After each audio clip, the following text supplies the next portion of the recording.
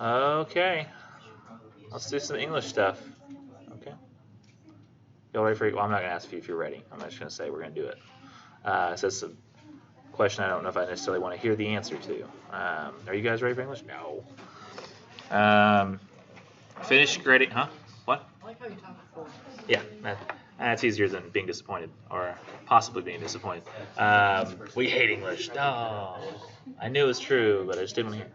So, finished the essay ones last night, and when I say finished, I mean the first submission essay one. So some people have submitted revisions. I just haven't graded the revisions yet. Usually, I finish all original submissions for all classes, then I come back around and do revisions if I have time during that cycle. Sometimes I have to start doing the next new essays before I can get back to the revisions because they ended up butting right up against each other, the two timelines. So we will see. So basically what I'm doing is tonight I'm going to start moving on to 1302 papers. Then I'll be doing discussion posts for 1302 the next night. And then it's going to be doing any revisions if I can, and I won't start grading any cause-effect essays until after class on Friday. Like I won't grade anything. I mean, I'm not going to be grading after. I don't have class on Friday. But like the earliest I would be doing any essay two is going to be like on Saturday. I actually can't recall if I usually do the 1302 papers, the second paper first, or if I do it. No, Britlet's still first. Then I do yours. Then I do 1302. So it's going to be the same order. It might be essay 3, though, where I flip it, where I do the 1302 papers first. But not yet. About the essays we've done, been pretty happy with them, to be honest. The essays that I got done grading. So the couple of issues that I did have on the essay was, for me, every time you write the essay, if you just sit down and you went, okay, I think I know the topic. If I remember what he was saying in class, I'll just start writing. That won't work. You've got to be acutely aware of what it is that I'm asking for, and then write with that in mind. So, the main thing that I told people probably wouldn't happen, and was, of course, the main thing that ended up not happening. Just from experience, I've seen this happen a lot. Is that people weren't showing that they changed from the experience. A lot of people were saying it, just not showing it. And that usually knocks you down to like an 85 at the highest. But you revise, show how you changed, and then it becomes clear. Now, when I say show how you changed, if you say you've changed after the experience, I need to see some example of a future time that you've gone through something where you would have reacted one way originally, but now you would react in this way as a result of having been through this experience. That's the only way to truly show me that you've changed. You can't just say you've changed. If a boyfriend, girlfriend cheats on you, and then they come back and they say, baby, I've changed, the only way for them to prove that is just the time and dedication. Like there's really no way around it. So there's got to be some instance in which, like over time, they don't cheat on you. And the more they don't cheat on you, the better. But if you were to ask, like, can I see your phone? They'd be like, what? Like, can I see your phone? Like, if you've been talking to anybody. Well, you might see that GIF that happened, like, last night. I saw it the first time last night. It might have already existed. It was a girl trying to aggressively get her boyfriend's phone unlocked with his Face ID. Yeah. She kept trying to point it at his face. Yeah. And he was like matrixing, like, and like running around in circles. It was the funniest thing. I saw that. Yeah. I could not stop laughing because I was like back in the day, it used to be like the police would be like, like, we need your password. No, like, well, what do we do? Now this guy's sitting there going, it's just, he must have thrown his back out or something. It was so funny.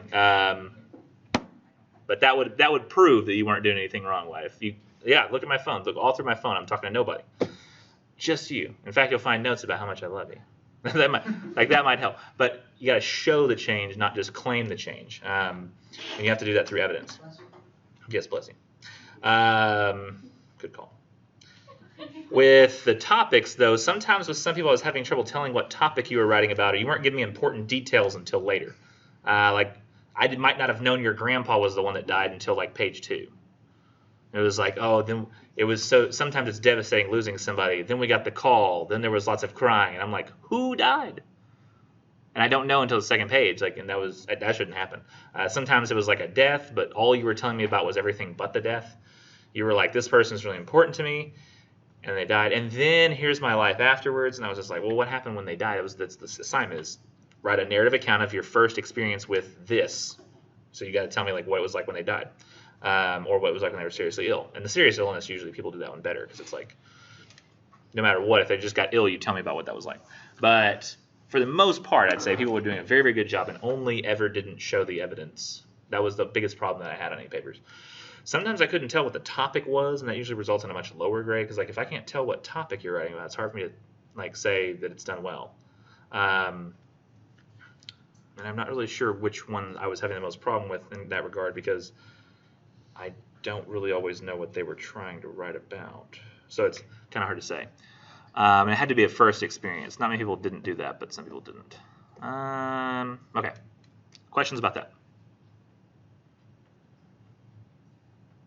No? No questions? I apologize. I needed to. Okay.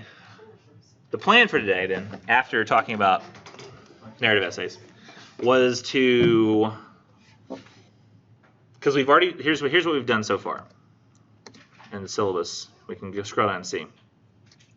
Last time I told you I moved exemplification, classification, division. Oops, I highlighted wrong. To this day, where it says we would continue cause-effect discussion, which means today we would continue cause-effect discussion, right here. I don't know why I keep doing that. Stop doing that. Stop.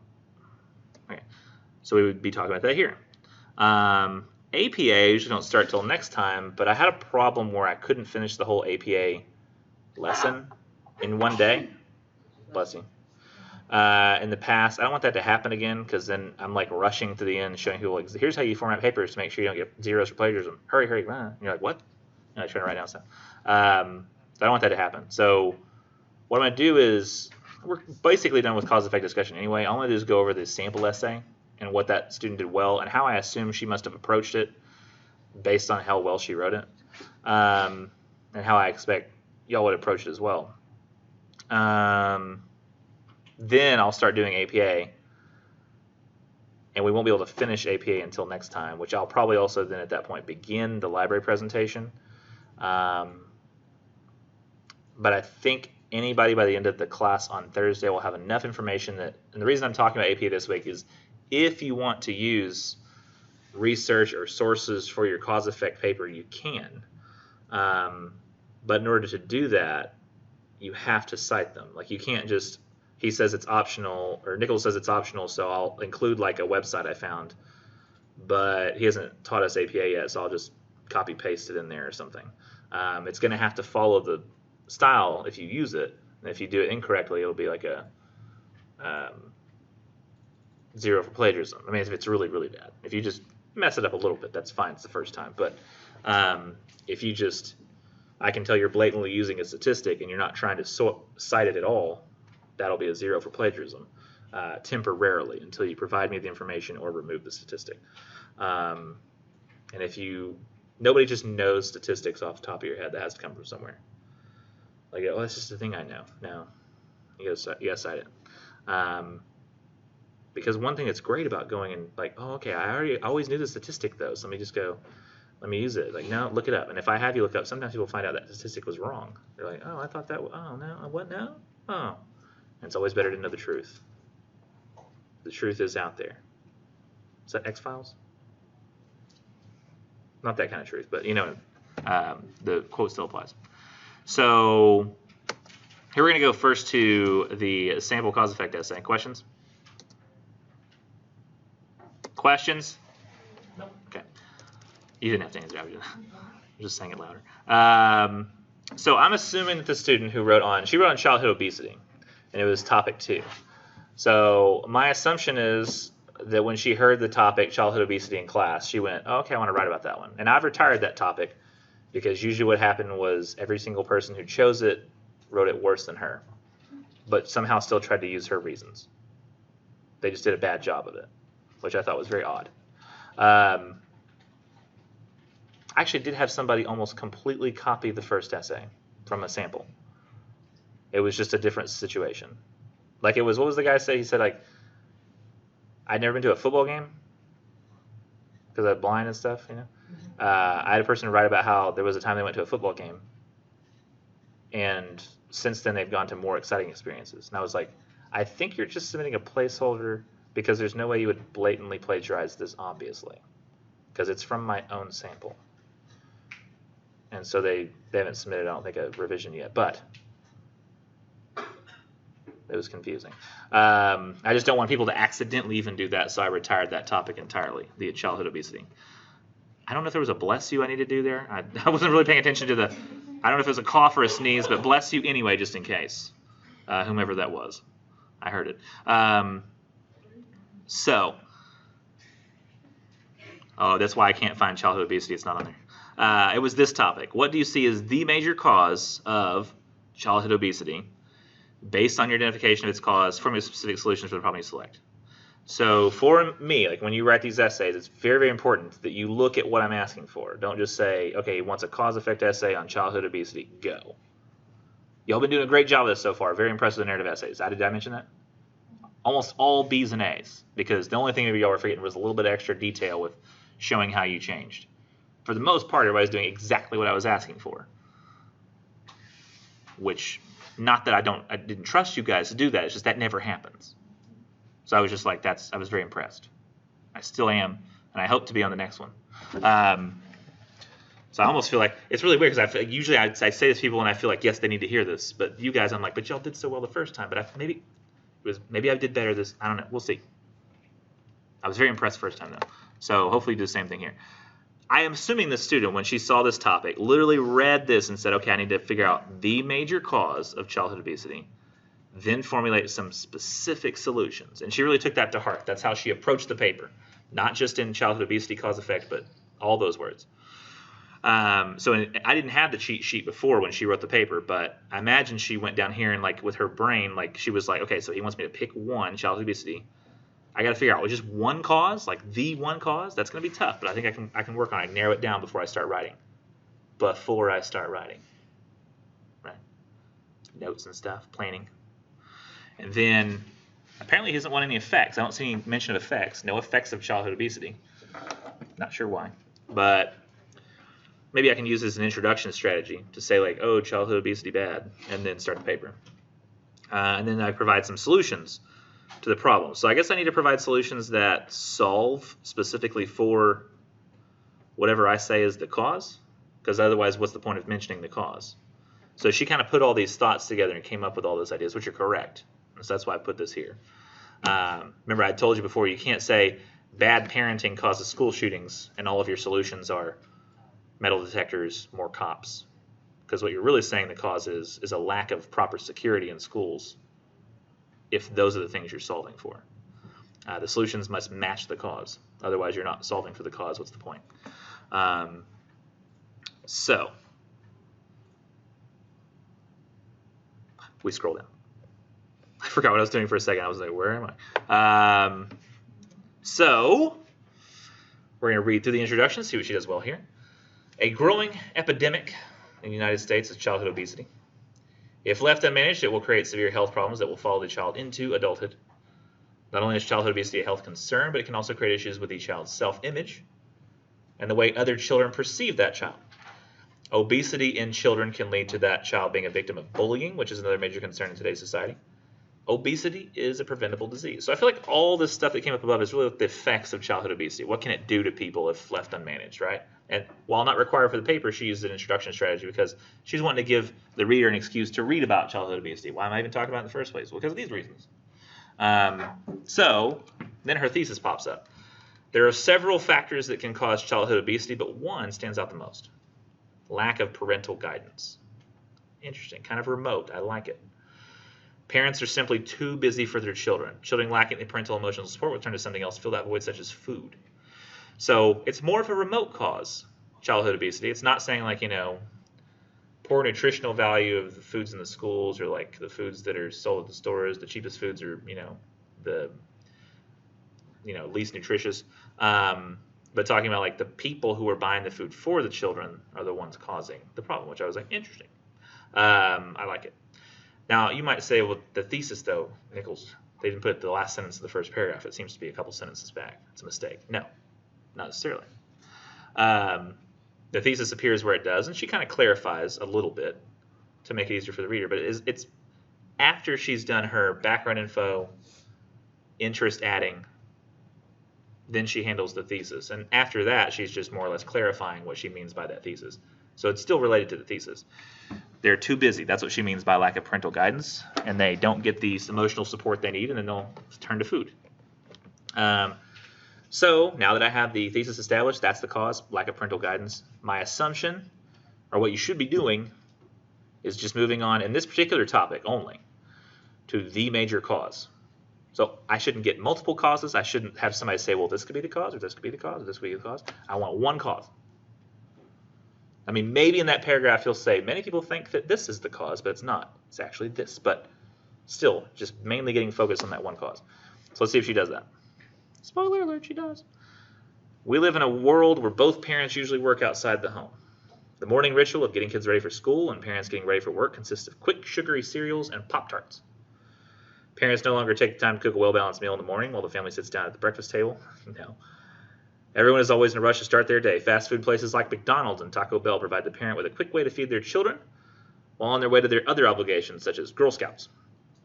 Dinner is spent either in front of the TV or in the car eating out of a fast food bag. Parents have packed many activities in their children's lives but have failed to meet their basic emotional and nutritional needs. For lunch, most parents rely on the school cafeteria to provide the nutritional needs of their child. Damn right. There, the children only have 30 minutes to get to the lunch line, sit down to eat, and go back outside. It's usually only a sit-down meal the child will have throughout the day. School lunches are also lacking nutritional value. School nutrition have only recently begun to change the school menu to provide the children with healthy health alternatives. However, it's still a work in progress. It's pretty good. Now, she takes an interesting approach. She's kind of like, how do I take the time to explain how parents are the cause? And so she actually utilized a strategy from the last essay, the narrative essay. She said, well, how about I just take people through the course of a regular day for parents and children? And then we can see, every single meal the kid has seems to be based upon the idea of speed and poor nutrition. And it works. Because I see this and I'm like, do I know that people eat quick sugary cereals and Pop-Tarts? I think my daughter had a Pop-Tart this morning. I don't know. She's old enough to feed herself. Check. Don't cook a well-balanced meal in the morning. I can't remember the last time I had breakfast cooked for me on a weekday. I guess if my wife was off of work, or if I was off of work and either one of us got up early on our day off, it makes no sense, right? You might go to a restaurant and grab some breakfast, but then you have to wake up earlier. It doesn't make any sense. Pop-Tarts, that's what makes sense. Fast food places like McDonald's, Taco Bell provide parents with a quick way to feed their children. I think we've gone there once this week. No, Subway, that's what it was. Dinner is spent in front of the TV. Yes. Car eating out of a fast food bag. Parents have packed many activities in their lives. Yep, tons of stuff to do. Lunch, most parents rely on the school cafeteria to provide the nutritional needs of their child. I had free lunch in school. A lot of people complained. It was my favorite things ever. Although there were problems like, good old rectangular pizza and corn. Do they still do that? Why? You ever thought about I can't think of ever in my life having gone to a Pizza Hut and being like, yeah, a large stuffed crust, supreme. And do you have a bowl of corn? I was really hankering for pizza and corn again. No, it's the only time you ever eat that in your life is when you're in high school, strangely. Isn't that weird? Or middle school? I always found it strange. I would eat it every day. I was like, yep, pizza and corn is fine. But I would never eat the corn. It was just sort of there. Would y'all do that too? Because it was they had that ladle they'd get it with, and the corn was filled with water. It was more like corn soup, but with no flavor. It was just corn water. Actually, has anybody ever been to Pizza Patron in the Dallas area? Okay, so they take pesos, right? So I know that they'll take pesos. I've never had the pizza, but I'm curious. That's the only place I could think of that might have say elote with pizza. Do they have elote there? Can you get elote? Yeah. Because that's corn, but I just can't think of any other place that would sell pizza and corn on purpose together. Huh? Milk. Good old pizza, milk, and corn. The Holy Trinity. The only reason I even know what elote is because over at the gas station in Campbell, they have a taqueria that's amazing.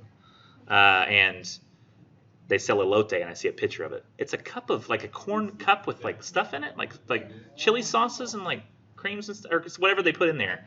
Supposedly it's really good. But I've never been able to not eat tacos al pastor shaved off the spit and get corn instead. I just can't make. I'm like, okay, tacos with like salsa and stuff, amazing.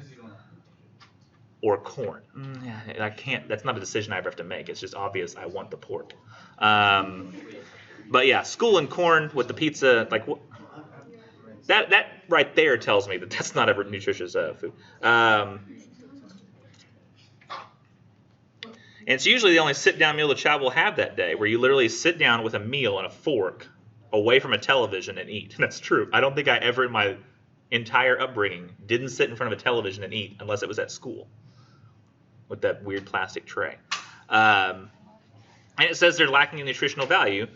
Nutritionists have only recently begun to try to change the school menus to provide the children with healthy alternatives. However, it's still a work in progress. I think that she wrote this. I think this paper I got originally, let's see, probably in 2013-ish. So yeah, that was before the Michelle Obama reforms. That was before the Michelle Obama reforms? Yeah. So she did that right at the end of his second term? I think so. It Huh. came more towards 2015. And you know that, I mean, from what I understand, Trump nixed that almost immediately when he got into office. They were like, get the sodas back in schools, was what I understood. Because I've heard that those initiatives aren't in place anymore. I don't know if that's true. They're in place in California. In California? Yeah, they're heavily enforced in California. I love how people have such bad feelings about California. They're like, they still have healthy lunches in California. Of course, damn it. Like, in California, they're happy, healthy lunches. Trying to keep kids healthy. Stupid. What? They're not healthy. I've gotten food poisoning multiple times. At California? Yeah, at my high school. I got food poisoning from the school food. What kind of food was it you got poisoned by? It was like a teriyaki chicken and rice bowl. Yeah, a lot of good food. What the hell kind of high school did you go to? It was terrible. It was like the meat you get out of a can. Kind of. We had that in mine as well. I don't even think that the people who were making my food knew the word teriyaki existed. They were like, what is that, like ketchup? And they're like, no. They're like, 'cause that's all we got. We got ketchup. We got chicken, we got ketchup. Other than that, you're going to have to, you come in the morning, you save the gravy from the sausage biscuit meal. You can use it with your chicken later, but we don't serve them together. This ain't Brahms. That was about the best we got. Where I'm like Napoleon Dynamite sitting there with my little cup and saving the gravy for it's chicken tender day. I got to save this gravy. It's crazy sauce. I'm spending too much time talking about food. I noticed the later it is in the day, the more I talk about food. So she has pointed out that throughout the day, parents are not providing for the food needs of their child. And I feel like the way that she's laid it out, how she's gone meal by meal, is very good. And she did it in such a way where it's, keep in mind, this next paper, I told you, no first person, no second person. It's got to be third person objective. She does mess up a little bit right here when she says we. You're not supposed to say we. You should be saying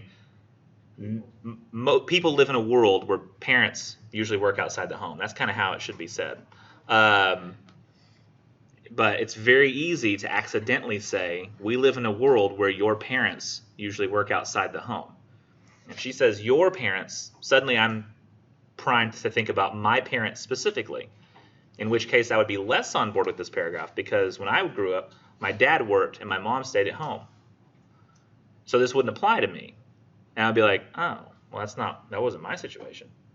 And if that was the case, I might start to kind of mentally check out every time that I have a disagreement with what she says my life is like.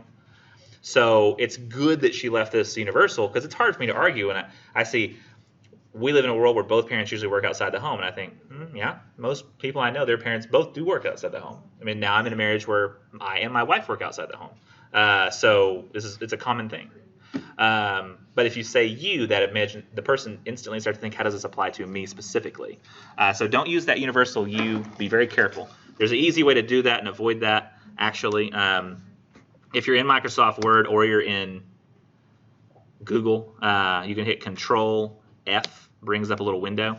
You can search for the word you. That's the most important one. You'll see 33 instances in this document of you. That's terrible. Until you realize they're all in my assignment. And then none in her essay. Because the very next you that pops up is in the feedback on her essay. So it's me talking to you about how to do the assignment. That's okay. But her writing an essay, it's meant to be kind of like just a piece of nonfiction writing. That's not okay. So that's how you can get rid of like different words if you just do a find search on them. Then I expect after I get the major cause, like a parental guidance, that I should be getting, how do we fix this? I need solutions, and what kind of solutions do I need? Not just solutions, but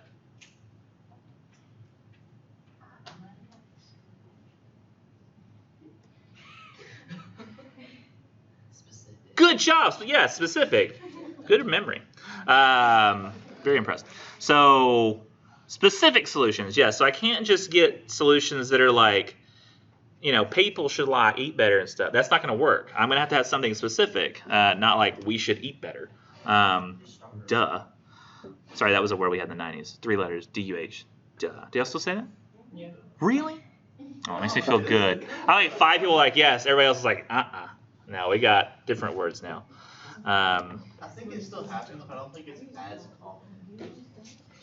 It's not as common. But it does still get used sometimes. Yeah. I think it's used, but it's kind of sparingly.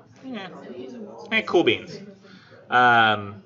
Wait, that was another old phrase.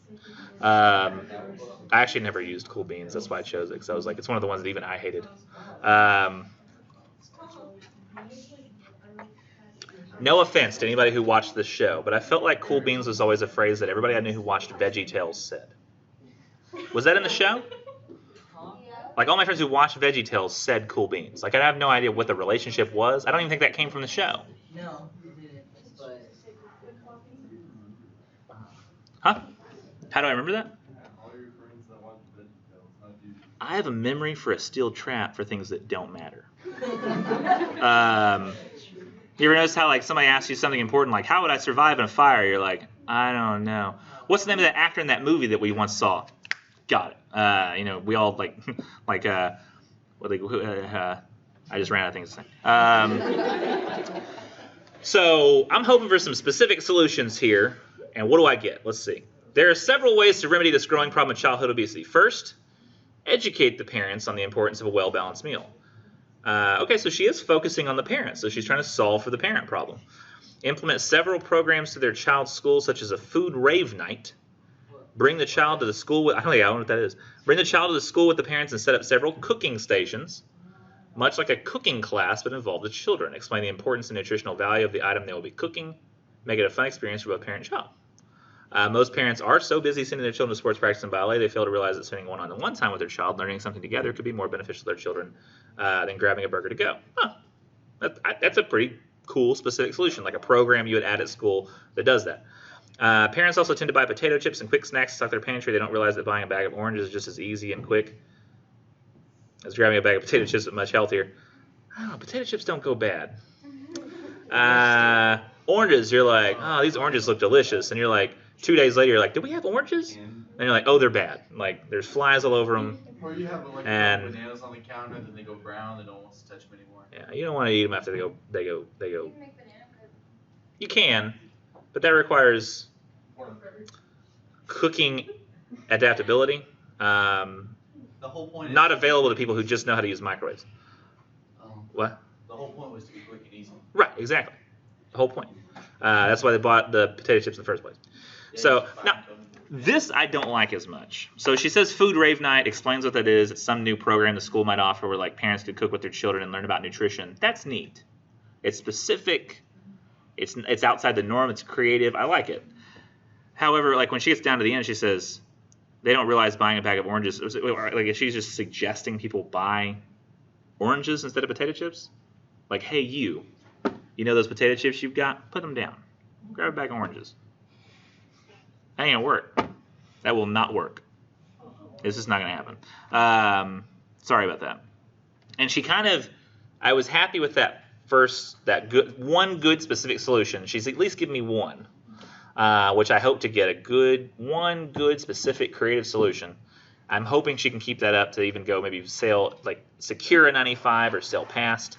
But this next paragraph I'm not as happy with, and I'll explain why. It says, the reality is that parents have lost touch with their children, and in doing so have created problems for them. Urging parents to listen to their children, and even just taking 30 minutes an hour today to spend quality time with their child would help that child feel more secure and less likely to binge on junk food. Urging parents?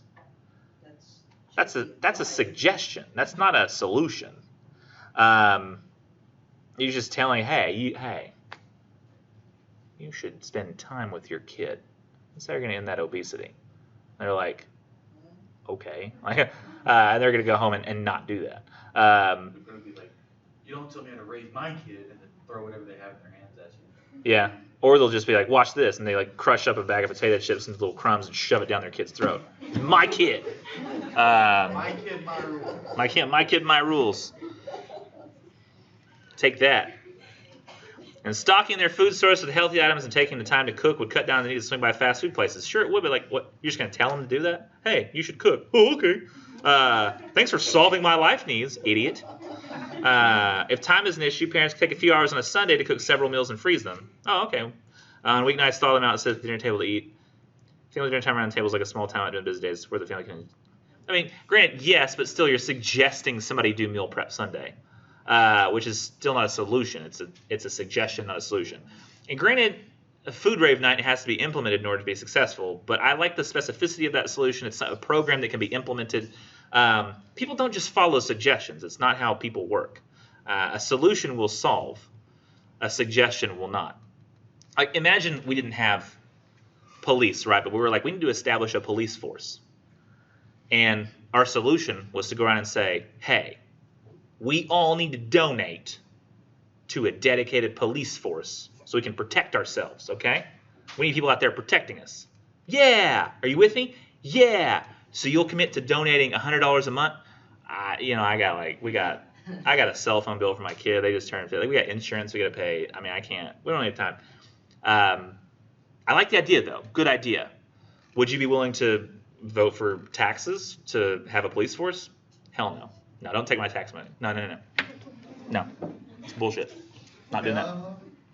Right? That's how people are. They're like, I don't want to pay taxes.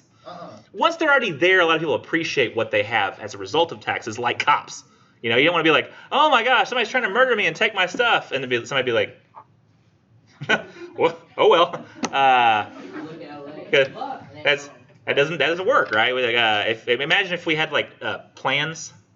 Like if somebody a company came in and said, people need police, we'll do a plan. It was like a cell phone plan or something where it's, you could do unlimited data. You got unlimited police. You call 911, they will show up. Or like a gold plan member. Or you could be like the economy plan. You call, somebody's beating you up in your house and taking your stuff. And they're like, sorry, we have 2 gold members ahead of you, and then we'll be right to your house. We're looking at about 35 minutes. You're like, yeah, I thought 911 was 5 minutes. It's like, yeah, but there's 2 people ahead of you, and we had to put them ahead of you because they have the gold plan. So if you want, you could. Would you like to upgrade with the gold plan over the phone? No, I'm good. I'll just sit here and get beat up and bleed on my floor, I guess. Could you send an ambulance? Sorry, that's tied in with that. That's together with the package. You don't have the ambulance part of the package. Well, I mean, aren't y'all connected? Can you not send me you could walk to the hospital, but you're going to be having to pay out of pocket for that anyway. You're like, oh my gosh. If police work like that, it would be awful. But somebody decided, let's tax for police because people want to be protected, and it's the only way to make sure it actually happens. So there are some areas in society which we realize a need for, taxes. Like we have to have schools that educate our children. And back when we did just private schools, there were just some people just couldn't get an education. So we realized, needs over time for, the taxes because there are solutions. They solve problems. If you take money from people and then put it toward a solution, it solves the problem. Or you implement a program that this is something that people have to adhere to, it works. Solutions are things that are permanent, not that are suggestions. It's one of the reasons I don't want to get into that. So we won't. But next, I was going to get into the religion, but that's something to stay away from. Not all churches conduct themselves in the best way, let's say, right? Some of them are corrupt, not all. But there's a lot of suggestion-based funding in churches as well. So there are several simple ways to subside this trend of childhood obesity. Parents need to take the time to educate themselves and children on the importance of health and what it can mean for their future. Parental support can create a healthy diet and exercise plan is key to success in overcoming childhood obesity. Just kind of restates the thesis. Doesn't really go over the effects again because she already established that. And I really like how this paper concludes. So she gave me one really specific solution, which I thought was good enough for a 95. She had a great structure. She followed exactly what she was supposed to do in the paper. The only thing she didn't do was maybe more, like an additional specific solutions. For the most part, there was that one good one, and the rest were kind of suggestions. Otherwise, a really good paper. So that's kind of how I want you to approach yours, is really put a lot of thought into the pre-stuff, like what you're doing before the paper. Figure out what that cause is before you write down a word. And then figure out what the solutions are before you ever try to write anything down. That's why it can be so great to do like the talking thing with like your friends, like as a form of pre-writing, because you might just talk it out. Like, what do you think of the causes? And y'all could like actually work on each other's papers in a sense, helping each other kind of work that out through conversation. Then you write it down as an essay. It might work out great. Questions? Preguntas. Yep. Okay.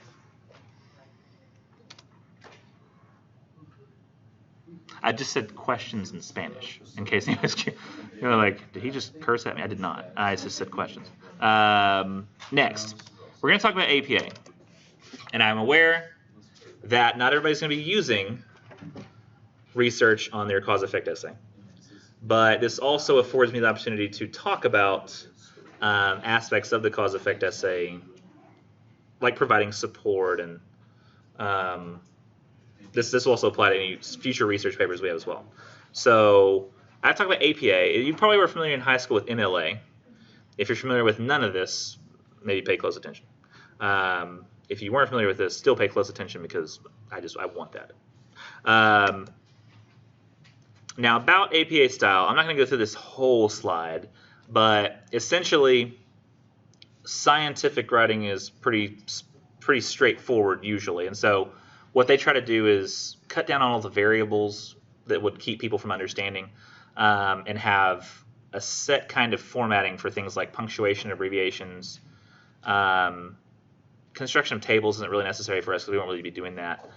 Selection of headings, citation of references is the big thing we're focusing on here, and then presentation of statistics, which again, that's something we're not going to be doing visually in like bar graphs or anything.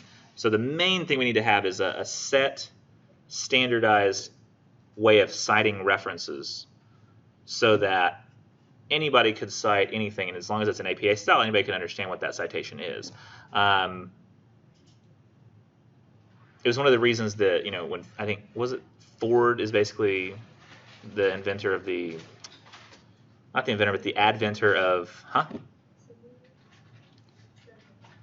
Yeah, assembly line. Yes, I was trying to figure out what you said because I had actually forgotten where I was going. I was like, crap, I know I was going somewhere with it. The assembly line, and the assembly line sort of also gave way to like the standardization, because with assembly line you kind of need a standardization of materials. All the nails need to be the same size, all the screws, in order for that to work as efficiently as possible. So that's why we started having like the standardization of like materials, and that led to being able to put things together much faster. And the same way with the APA style. When everybody's writing an APA style in a particular field, then it makes all the papers easy to understand because you're not having to adjust your brain for things like Comic Sans font or the color blue, different page margins. Your brain's just able to process it quickly because everybody's is written the same. And I will admit that on some of your papers, when you're writing in a different font, different page margins, different size than what I had in the sample paper, it made it a lot harder to read your paper, and as a result, it also made it probably not have as high a grade as it could have. I don't know what the effect is exactly, because it's kind of like, the effect of somebody not looking at you in the eye in a conversation as to whether or not you end up feeling bad about them later. Like, you don't remember that they weren't looking you in the eye, it's just, it kind of made you feel weird, So that's kind of how I am with I don't know what the actual effect is word by word, I just know that it probably does have an effect. Now, basically, APA style is a format for writing that shows the reader in a very simple fashion from exactly where the writer got his or her information. That's the whole point of us using APA style, not just the format, but the citation style. And the goal here then is if you want to follow the writer's trail of ideas back to the origins and say, like, I want to trace what they've come up with back to the original place, the source, you can do that. It's extremely useful both for making sure that writers actually do their research and for making that same research available to readers. So you can literally see how they came up with what they came up with. You can follow the data and verify what they've said. It's one of the reasons that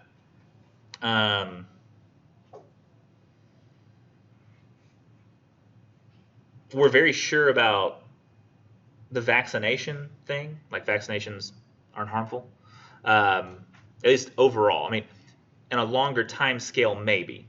Like if the bacteria figure out how to advance quicker than we can create vaccinations for them, which might be possible. I don't know how science works. I know it helps us very much right now.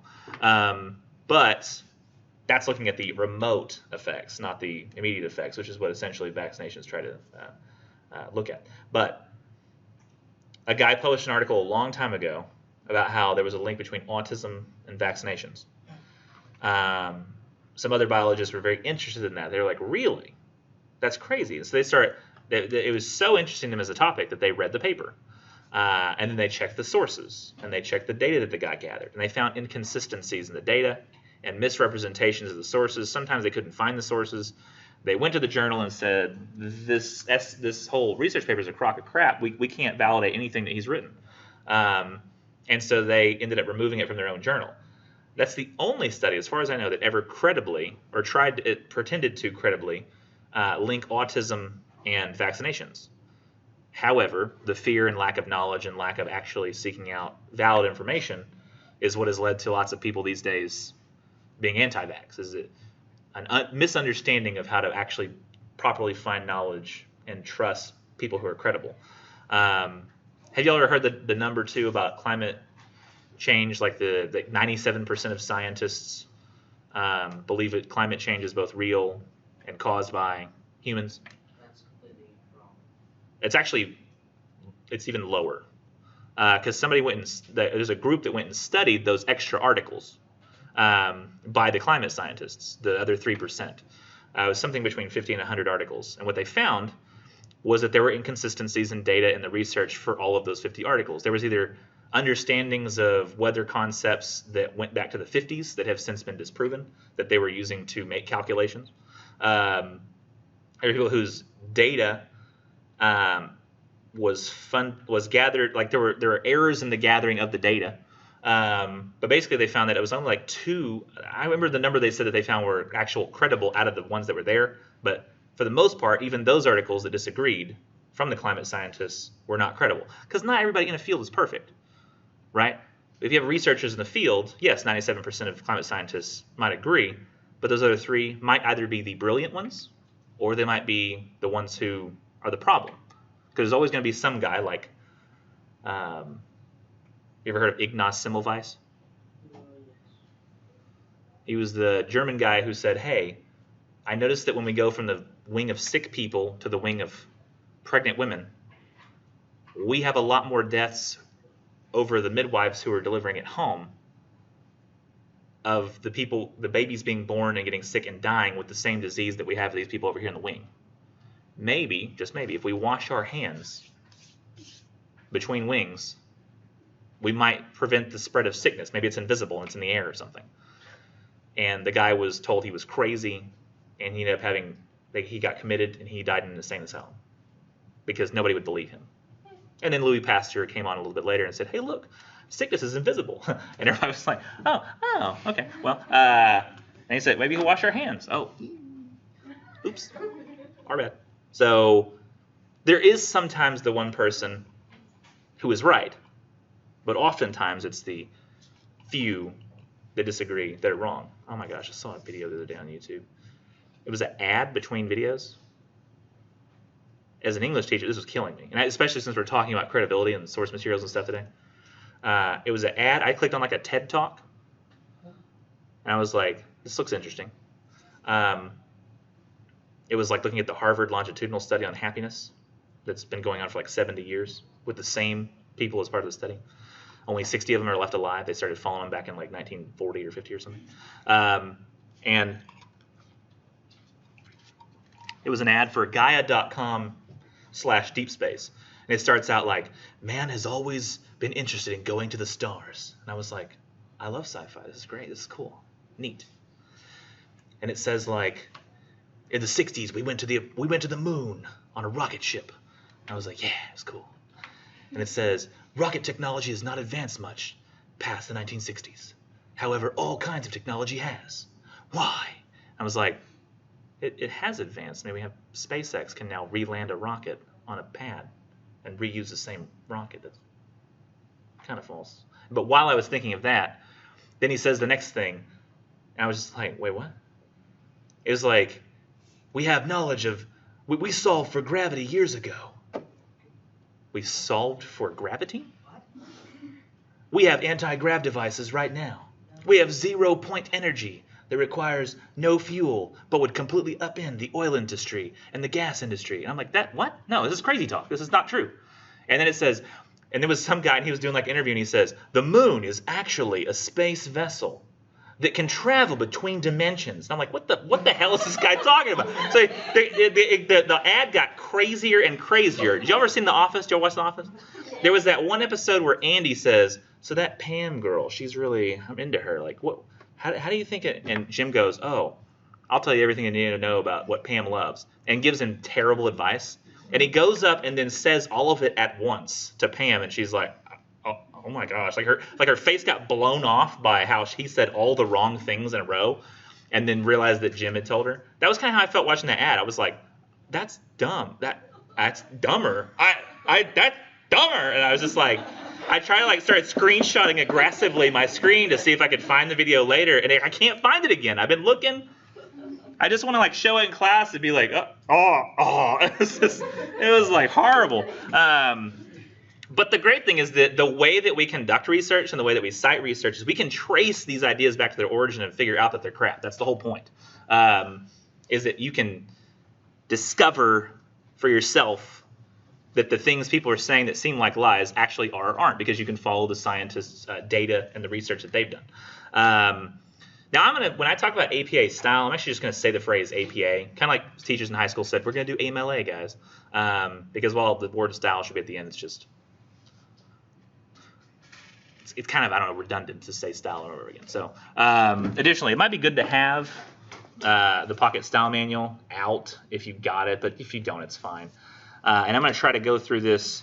It kind of goes through the chapters of that book, starting on page 178, is kind of where I'm going. So I'm going to go ahead and pull that up. So it's like the APA Papers tab. I wasn't even going to show you this page, but more people had the book than the other class did, so you'll actually. Now, I noticed one of you is pulling it out of the plastic, probably the first time. That's actually good. Like, this is supposed to be the first time you've actually looked at it. So we'll be doing it together. Actually, I'm the same way. Like, I want to keep it in the plastic, keep it fresh. Like, I don't want to, like, until I have to use it, I want to. So section 35 is supporting a thesis. Then there's avoiding plagiarism, integrating sources, and the most important stuff is going to be APA documentation style and APA manuscript format and sample pages, which we'll get to next time. But we'll get through the first three today that sort of lead up to how to use sources, and then like we get finally to the citations. I'm going to go through it as slowly as I can over the next 2 days. And if you have any questions in the way, please ask. Often any future slides I might add or any questions that I might put in the future, like I will make based on the questions that I get asked during these presentations, because I've been doing this so long that sometimes I don't remember what I used to not know. You know what I mean? So that I might say a word like plagiarism and I just then keep rolling. And then like maybe at the very end of the presentation, you're like, so what was that? You kept saying plagiarism. What is that? I'm like, oh, shoot. That like, how did you understand anything after that? Like, that was the whole subject of the whole discussion. Right. So what did that mean? And it's sort of the equivalent of like this scene that I've always loved from Family Guy. There's a little bit of raciness to it, but it's Family Guy. I don't want to go on a rant here, but America's foreign policy makes about as much sense as Beowulf having sex with Robert Fulton at the First Battle of Antietam. I mean, when a neoconservative defenestrates, it's like Raskolnikov filibuster deoxymonohydroxynate. What the hell does rant mean? So I don't know if you know, rant was the first word he said. He was like, I don't mean to go on a rant here, but then he goes on his rant. And then Peter's like, what does rant mean? So like, there is that danger, like if you don't ask your question that you have now, everything we do after that might be based upon that first word. And you're like, now we've gone too far. What do I just won't say anything. But don't do that. Just tell me if you have a question. It probably is the foundation for future things as well. So, and you'll be a hero. You want to be a hero, right? We watched that video. You're going to save all the other people who have that same question. I mean, thank you for asking the question. Saving a person from getting hit by a train and asking a question about what a word means are on the same level. But what if that question you asked ends up leading to them later realizing the need for vaccinating their children, and then they save actually the whole human race? Okay, hold on. So you went from asking a question to being hit by a train to vaccination. Yes. To saving the entire human race. Yes. I think vaccination and saving the entire human race, not like in general, but one person vaccinating their child saves the entire human race is a. What if the child is Jesus? Boom. Okay, next. We don't have time to go down the rabbit hole. There's no time. By the way, what I just said was patently false and makes no sense. Don't have time to go down the rabbit hole though. Hey, I just realized it's abbreviated as FOO. Forming a working thesis, organizing your ideas, and then using sources to inform and support your argument. So forming a working thesis is something we've already kind of talked about before.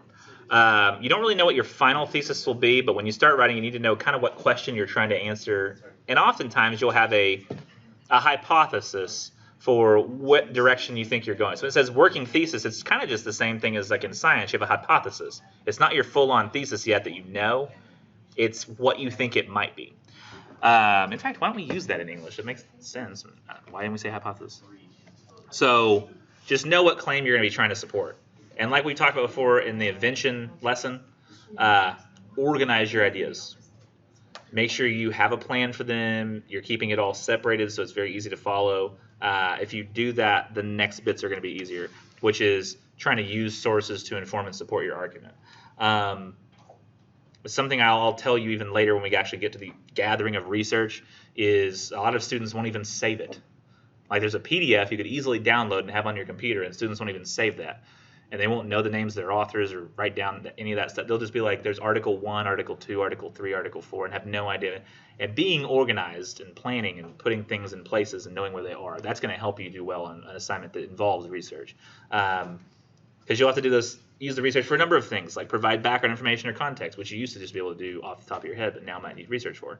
To explain terms or concepts that might be too scientific and need basis to get around the fact that it's not just common knowledge.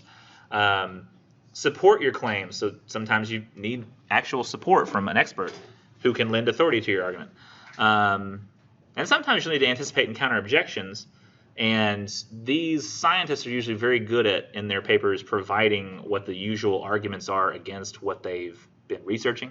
So it's good to read their intro and conclusion sections very thoroughly, because you'll need to be aware of the objections people might have to the arguments you might make. Like, if you say that, and I'm just saying because it's the most obvious one to see, if you're like writing a shooting paper and you say that many people think that guns are the issue, but it's actually bad parenting that causes school shootings, you're going to have to be clear that these people would still be killed just by other means without guns in place. Because that's going to be what the first thing people are going to, like, well, if school shootings, there were no guns, they wouldn't be shootings. So you're gonna have to understand that people will have that thought automatically if they're ready to disagree with you.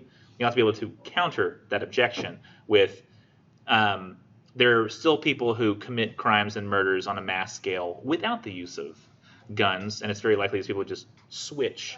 Huh? So like arson or stabbing? Right. Or the Boston bombing where the kids took, well, what was that, pressure cooker and create a bomb out of it. People who want to do bad things will often be able to figure out ways to do bad things. Granted, it might take a slightly more advanced knowledge of chemistry and physics, but which I don't think you necessarily have to know to buy a gun, but still, you'd have to be aware that people might make that argument. So using sources will help you do all of these things. And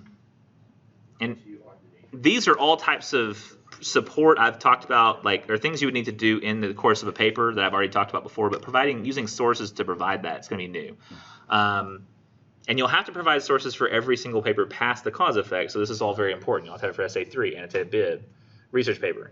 And it might be a good idea to even just test it out in the cause effect paper just to see if you can utilize it well. Just maybe for like one little statistic or something. Just like one little thing. Just to see if sometimes a lot of people end up using more sources on this paper than they'll end up using for the research paper. You're not required to do that.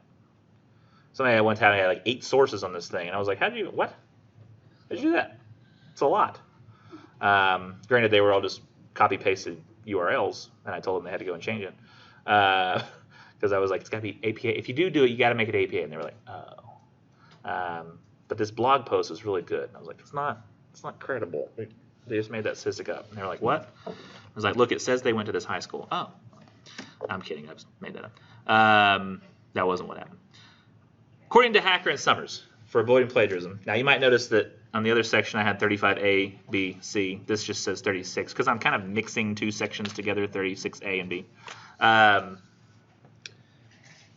going to be doing some very awkward and exact reading here for a minute, okay? But for a reason. According to Hacker and Summers, 2018, in a research paper you draw on the work of other researchers and writers and you must document their contributions by citing your sources. When you acknowledge your sources, you avoid plagiarism, a serious academic offense, page 181. So the reason for citing sources, which I say you have to do, is to avoid plagiarism. What the hell is plagiarism? According to Merriam-Webster's Collegiate Dictionary 11th edition, to plagiarize is to commit literary theft, as cited in the MLA book, actually, on page 6. It also involves presenting another person's ideas, information, expressions, or entire work as one's own, also from page 6. And basically, anytime you fail to cite quotations and borrowed ideas, fail to enclose borrowed language and quotation marks, or summarize someone else's ideas in your own words without citing those ideas, you're plagiarizing. So, essentially, it's taking someone's ideas and claiming they're your own. That's what it is. And you're like, that's not, who cares? I do that all the time. I Google things. I read it. That's mine now. No, it's not, though. That's the thing. What's wrong with this plagiarism? It's a kind of fraud, deceiving others to gain something of value. While plagiarism only sometimes has legal repercussions, like when it involves copyright infringement, which is violating an author's exclusive legal right to publication, it's always a serious moral and ethical offense. So it's like stealing from somebody, but their ideas. And there's moral and ethical problems with doing so. So if the only way to avoid plagiarism is to cite sources, what is citing sources? How do I do that properly? Well, you must cite anything you borrow from a source, including direct quotations, statistics and other specific facts, visuals such as cartoons, graphs, and diagrams, which we don't really use, any ideas you present in a summary or paraphrase. So I've been trying to do that kind of aggressively over the last few slides, is cite things directly from works. So the whole goal of this is, like, if I make a quote right there and I say page 182, that's where that quote is, I can go to page 182, scan the page and see, what was the sentence again? You must cite. Where are you? I'm just scanning too fast. There it is. You must cite anything you borrow from a source, including direct quotations, statistics, other specific facts, visuals, such as tables, graphs, diagrams, any ideas you present in summary or paraphrase. Exactly. And I say here, how do you do that? Is author's name, year of publication, page number of the reference. And if you've already mentioned the author's name and the year outside of the parentheses, then you just put the page number in parentheses. So like I did here, I've got the copy-pasted. This is literally copy-pasted from the book. And that's fine, because all I did was I put quotation marks at the beginning and end. And that says, hey, I took these exact words, but these are the people that wrote them, and you can find it on this page. So it's not like I'm stealing. I'm saying it's theirs. Additionally, from the MLA Handbook, 8th edition, which I know we're not doing MLA, but the reasons for plagiarism are still basically the same in APA and MLA. for not plagiarizing. I go to page 7. Let's see, is Nichols lying to me? Is this a kind of fraud? Deceiving others to gain something valuable. Plagiarism only sometimes legal repercussions, blah, blah, blah, blah, blah. It's serious moral and ethical offense. So exactly that quote. That I put some blah, blah, blah in because it was taking too much time. Right there on page 7. And because I've already, I don't know if it doesn't have people authors. It's listed, the author is the Modern Language Association of America. So the MLA itself is the author. So I've already mentioned MLA. I mentioned the year outside of the parentheses. So down here, all I need is the page number. And then same here on page 6, I've got the definition for committing literary theft, presenting other person's ideas, information, expressions, their entire work as one's own. And I had it does a kind of fraud thing from earlier. And then in this book, go back over here, page 181, you can see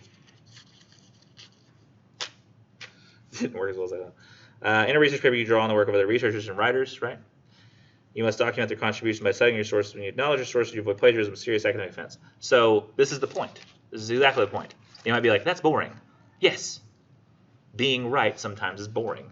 It's very exciting to say what you're not even really sure of, but then you ruin the world. So know where you get stuff from and tell people where you got it from. That's the whole point. Let's see. The whole point of these is you might be like, well, what is that book? Like all I see is an author name, page number, year of publication. What is the book? Like I can't just look for that on Amazon. No. But at the end of a research paper, you'll have a references page that will give all the references you listed before. So every reference I did to Hacker and Summers was for this book, Pocket Style Manual, made by Bedford St. Martin's. And every reference to the MLA handbook was from this MLA handbook for research papers, New York 8th edition. So now I can Amazon that and find it. Now we don't include ISBN numbers in AAPA. I don't really know the reason why. They don't do that. However, when it comes to digital articles we'll find on databases, which we will use for the research paper, there will usually be, for the credible journals, digital object identifiers, which is like a serial number that looks like a web address that specifically goes to that web article, and it's meant to be permanent. It's supposed to be the permanent home for that article that you would have to pay for. But if you paste that into the database, it'll actually take you to the database page for it. So you don't have to pay for anything we have on the database. Nor do I want you paying for articles. I want to be clear about that. If you have to pay for an article, just don't use it. I mean, this is just a freshman English class. This is like later when you do like your majors courses, and they're like, write your research paper that's 25 pages long. If you need to pay for an article because you really need to make a point, go ahead. But I don't know if you know this, but if you email a researcher and ask them if you can have their paper for free, they'll send it to you. You don't have to pay for them. They're publicly funded research. The only thing that the journals pay for is publishing them. So the file, they can just send that to you. I've done it before. I was like, is this true? I want to see your article. And they said, that's true. We're not beholden to them at all. It's cool stuff. Cool stuff. Now, avoiding plagiarism. So some ways to do that. If you use the exact words copy-pasted, it's fine to do that. Just put them in quotation marks and say, here's where I got it. So like I did earlier, this is word for word from the book. But I just said, hey, got it in Hacker and Summers. They published in 2018, page 180. Does anybody know why? Because APA is mostly used for the sciences. Anybody know why APA would use the year in every single one of its internal citations, while MLA wouldn't? If it's for science, it Probably might because be science is outdated. constantly changing so much. Was that kind of what you were saying? Yeah. Outdated. Yeah, science constantly changing. If somebody says something about what Hamlet might mean in 2019 versus what they might say in 2000 or 1950, people are still, for the most part, the same biologically and psychologically as they were in the 50s. We've had advances socially, but the way people are motivated and what they do and the reasons why they do things are still basically the same. We just have social progress. However, what people knew about computers in 1950, way different than now. And sometimes even 10 years ago. If you say something about computers before the advance of smartphones, before the advance of artificial intelligence algorithms, I mean, it's like you might as well be not even saying anything at all. So it's important to say when something was written in the and most of you end up writing papers that are in scientific topics. That's generally the case. If you want to not include quotation marks, you're like, I don't want to use exact words. I kind of just want to rephrase it myself, paraphrase it. That way I don't have to do citation. I can just paraphrase it and then not have to cite anything at all. Wrong! You have to cite even if you paraphrase. Put it in your own words, you still have to cite. There's no way around it. If you're using information, you have to cite it. And much in the same way that if I was to go from improvise, if you were to close your eyes right now and you were to listen to me, read, talk about what I'm talking about, and then I was to say, you're welcome to paraphrase or summarize the author's words, but you still must give a reference to the author's name, and then I go back into my improvisational talk, you can tell when I was reading something versus when I was saying something out loud. In the same way, when I have a student use a paraphrase of a paper of an idea that's not their own, it just feels different to me. I go, they wouldn't just know this. This doesn't make any sense. They got this from somewhere. They're just not citing it. And I can tell even when it's paraphrased usually, because there's something weird about it. Kind of the way you can tell the difference between somebody reading something versus just saying it. Now, when you're integrating sources as a result of realizing, hey, I can just copy paste as long as I say who I got it from, it's tempting, right? You're like, I can just have the paper more or less write itself. And all I do is say, and this guy says, and this guy says, and this guy says. No, we don't want that. That's boring. And you're not really writing anything. So we can keep from doing that by trying to summarize and paraphrase in any case and only quoting when absolutely necessary. If we do that and we really put effective thought into our summary and paraphrase to make it all connect things together, it'll work out a lot better. It'll make it look like you're doing a lot of writing, which you are. Another thing you can do is just try to limit your use of quotations. Anytime you can paraphrase instead of quote, try to do it, because it'll work better for the paper. It's not going to. Sometimes people forget they're reading a quotation, and then when they get to the end, they're like, "Oh, right, I forgot this wasn't the writer. My bad." When you have longer quotations that you need parts of but not the whole thing, you can use ellipsis marks and brackets. An ellipsis is just 3 dots, and that indicates there's stuff here in the middle that just wasn't included. Like when I was giving you the plagiarism quote earlier, I was saying it's a kind of fraud, and I had this bit in the middle about copyright, like legal rights publication, which that's not relevant to you guys. All you talk about is why it's wrong. Like, what's the moral problem of it? So I just cut that part out and put ... in the middle of the quote. However, you can't do that and change the meaning of a quote. I had a student one time who was writing a paper that was anti-abortion, and when she wrote the paper, she put abortion ... should never be used by doctors. And I was like, interesting, a medical source said that? I was like, that's very odd. And so I looked at the title of the source, and it said something like, nurses using such and such methods in post-abortion care in hospitals in situations where abortion was absolutely necessary, something like that. It made it sound like to me like the abortions were necessary by the title, and I was like, that's weird. So I went and found the quote that she was referencing. She didn't provide a page number, but I still managed to find it. And what the full quote said was, abortion is sometimes necessary and must be used to save the life of the mother.